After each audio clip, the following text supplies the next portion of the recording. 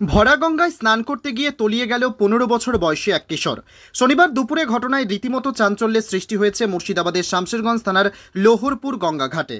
তলিয়ে যাওয়া ওই কিশোরের নাম এজাজ শেখ। তার বাড়ি শামশেরগঞ্জের সাহেবনগর গ্রামে। ওই কিশোর গঙ্গায় তলিয়ে যাওয়ার পরেই কার্যত গঙ্গার ধারে ভিড় জমিয়েছেন মানুষ। ঘটনাস্থলে পৌঁছেছে শামশেরগঞ্জ থানার পুলিশ। খবর দেওয়া হয়েছে ডুবুরি টিমকে। ভরা গঙ্গায় কিশোরের তলিয়ে যাওয়ার ঘটনায় কান্নায় ভেঙে পড়েছেন পরিবারের সদস্যরা। এদিকে গঙ্গার জলস্তর বাড়ার সময়ে এভাবে গঙ্গার স্নান করতে গিয়ে ডুবে যাওয়ার ঘটনায় উদ্বেগ ছড়াচ্ছে এলাকা জুড়ে।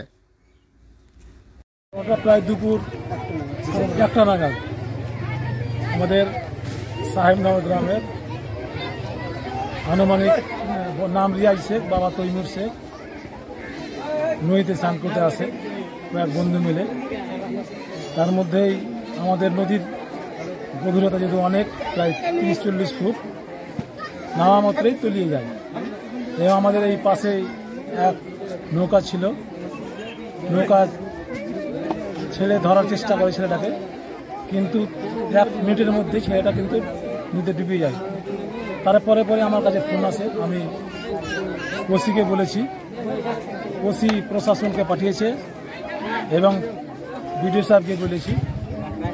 বিডিও সাহেব টুবারুকে ডেকেছে এবং বহরমপুরে যে নদীতে যারা